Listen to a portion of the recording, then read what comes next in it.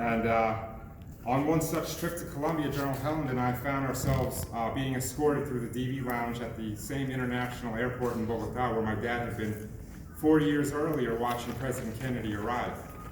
So ironically, the General and I briefly met the Colombian Vice President unexpectedly that day, just happened to be there.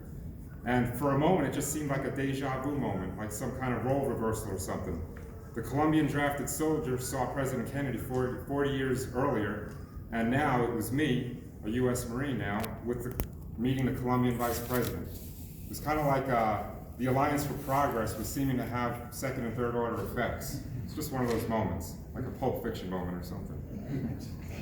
But the next tour was at One Method Camp Pendleton, and it was perfect timing because Kevin Davis and John Ascom had just got done building me this Tyrannosaurus Rex of a loud Harley-Davidson chopper. And it's actually in your little handout there. And the front forks and the wheel were another zip code. Hot Bike Magazine did an article on that bike in the May 2006 issue. And they mentioned the Marine Corps, they mentioned Bone Shaper choppers in it. Sounded a little dorky, but I didn't mind at the time. It was my shot at fame in my mind. And Justin Wilhelmsen, Eric Dominiani, and Johannes Nega, they reinstated my license to ill after the move from Miami in Pendleton. While there, I got to deploy to Camp Fallujah, got to see General Conway relinquish command to General Sattler. Operation Al-Fajr just started about 2 months into it, and that second battle in Fallujah kicked off. And that was about the week of the Marine Corps birthday in 2004, and we all know that outcome. The picture for that is Marlboro Man with his Kevlar on and the button in his mouth that made the front page of the New York Post. We all know that outcome. That was a historic time for us. But after that was all over, I went back to TBS in Quantico, had the honor and privilege to help mold new Marine Corps officers. I became a staff platoon commander. And yesterday, Lieutenant Colonel Castro, who just left the G5, told me he couldn't make it today, but there, he brought me along in teaching tactics and all that kind of good stuff to the new lieutenants. And when I was in SPC, my students dug up that Hot Bike Magazine article off the internet and relentlessly harassed me about it. And I realized just how dorky that article really sounded then. Carlos Getz was the XO. Unfortunately, he couldn't be here today, but he made sure the lieutenants got the best version of me possible. He even brought us Taco Bell one night in the field, and that involved a half-hour walk through the Centralian highlands, evading the Centralian Revolutionary Forces in the pitch black and the freezing cold, which is what inspired the drawing that's in there. Probably can't read it, which is a good thing. There's some profanity in there. But right at the end of that tour, I got promoted to major. That little bubble there says, I didn't want those tacos anyway, because he brought us tacos, I then had to leave our defensive position and go meet at the CP to eat them. And when I had to get on the radio to make sure my lieutenants were doing the right thing, silence on the net, I couldn't get them on the radio. And with the other two platoon commanders in the tent, I threw the handset down and I said, I told them I didn't want those tacos. Now I gotta walk back over there. And that became another source of harassment for me. So, in 2009, I went back to Miami. This time it was Southcom. I got to serve as a Latin American FAO. Rich LeBron couldn't be here today, but we planned trips and wrote speeches for Admiral Stavridis. And later met with Pablo Cabrera again from OCS, and we did the same for Air Force General Frazier, the combatant commander. Pablo even jumped on that grenade of becoming his aide-de-camp, liberating me in the process. And the Haiti earthquake stands out. The hours were long, and God blessed me with my son, little Oscar, who had just been born a few months earlier. By this time, my parents had already traded New York for South Florida, so it was nice being reunited again for a few years. Rosie and I met while I was there. She had no exposure to anything military whatsoever. We got engaged in Cartagena, Colombia. There's a picture of that in there. Standing on the seawall around Fortress City in Cartagena, around the castle city, being serenaded by 3 Colombian honky-tonk dudes with guitars all wearing white. We got married, and 3 weeks later, she got rid of almost everything she had, and we PCS'd to Iwakuni, Japan.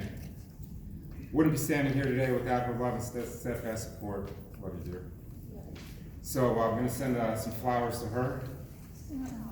as a token of appreciation.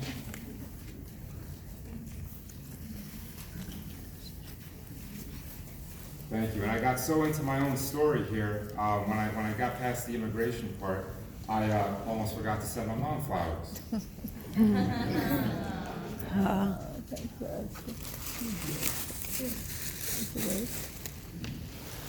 So it kind of sounds similar. Our story, Rosie and I's story, kind of sounds similar to the summer of '69 for my parents. When we got to Japan just 20 days after being married, our surroundings were so new, the marriage was new, made some lifelong friends there. Rosie got assimilated to Marine Corps life. Once the shock wore off, our eyes were wide open to all the things Japan had to offer. Had the pleasure of working for the station CEO, Colonel Waterboy Boucher. He told me I was selected to Lieutenant Colonel at the end of that tour. I was still friends with Lyle Gilbert, Mike and Maya Carrero, Erica Swearingen, Bill Swearingen, First Sergeant Palmer, then a Staff Sergeant, and yes, the one and only Jennifer McElroy. And even better, at some point they all made me sound smart, and that's no simple task, let me tell you. So while we were there, Lucia was born in Yokosuka. It was 600 miles away near Tokyo. Thanks to the bullet train, I made it on time to see her born, which I would have otherwise missed. And after 3 unforgettable years, I went back to Camp Pendleton. We went to Camp Pendleton, and it was a perfect time to return to SoCal, because there I got that '61 Chevy Impala as my daily driver, per Mike Carrero's advice. Got to listen to doo-wop and yacht rock on those commutes every single day. Mike was a great mentor on many levels, and we saw eye to eye on all things thereunto pertaining to being a greaser. And got lots of great advice from Clay Tipton, who couldn't be here today, and Gary Thompson. Life was busy, but it was pretty perfect. Soon after arriving there, our little Annabelle was born. And you'll see pictures of the 3 kids in our little handout there. And collectively, just want to announce these 3 blessings were probably the most productive 15 seconds of my entire life. You know what I'm saying? So I almost retired at the end of that tour. But a week before terminal leave, I tore up my retirement papers and took orders back to Southcom for my 3rd return trip, where I got to serve alongside Dwayne Worrell in the J8 and Aaron Dorrance. Where's Aaron? That's our sitting back there, yeah. There again, with all these years under my belt, I had the pleasure of witnessing Columbia's reputation turn itself around, especially their military underwent a 180-degree transformation. They transformed into a very capable U.S. ally in the region to be reckoned with. And it was a real distant departure from the infamous news coverage that Columbia got in New York in the 70s and 80s, so that was a welcome change, of course. Here's a picture of Aaron and I in Bogota at WinCon. Anyway, the next picture is a little bit older now, but it shows the former Marine Keith Stanzel, Tom Howes, and Mark Gonsalves. They were the 3 American contractors who were captured and held hostage by the FARC for 5 years after their plane crashed in the Colombian jungle during a drug reconnaissance mission. They were later rescued in 2008. Some might remember the news of Operation Checkmate, where the Colombian Army helicopter was painted white to look like a Red Cross helicopter, and with assistance from Southcom, they tricked the FARC into a hostage exchange. And they flawlessly executed a rescue mission that involved 12 Colombian hostages, among them politicians, and the 3 American contractors, and also captured a few of those FARC terrorists in the process. Not a shot was fired during that dangerous mission, but it was a big victory for the Colombian Army.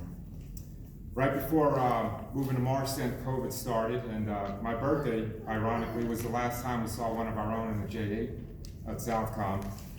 And I came to Marsden to the G5 that summer, to a top-notch team with JVM and Colonel Douglas. And the R3F and Naval Integration were big projects. I got unwavering support from Jerry, Pete, Neil, Dirk, and across the staff, really. They kept my flailing to a minimum, but I got no points awarded for style, though. And then I became the Inspector General, or IG. I really enjoyed that time working with the staff, of course, with Colonel Perez. Thank you, sir, for your guidance, mentorship, and of course with General Rock. But like all good things, that chapter is also closing. So what that really means is now I get to grow out some greaser sideburns like Elvis, refer to the handout, and a horseshoe mustache like Joe Namath, also in the handout. And you might be wondering why I gathered you all the way over here just to bemuse you. Well, it's because while gathering my thoughts for this, I was reminded that all great accomplishments are usually a collective effort. And if I enjoyed any recognition at all here today, it's really because all of you helped me out in some way, large or small, directly or indirectly, whether you realize it or not, which is what I tried to convey here. So the least I could do is offer you a drink later and personally thank you for the roles you played in getting me here to this day. And as for the greatest nation in the world we all love so much, I believe the American dream is still alive, no matter what the news channels say. I'd do it all again in a heartbeat, and I'd probably change very little of it, to be honest. And you can call it the Alliance for Progress, or you can call it the American Dream. To me, they've come to be synonymous. So right after Old Glory, we'll chat for a little while, and followed by the relief and appointment after this. And my parting words to my last unit Marcent. It's been an honor for you to have me as your IG. And this is me leaving.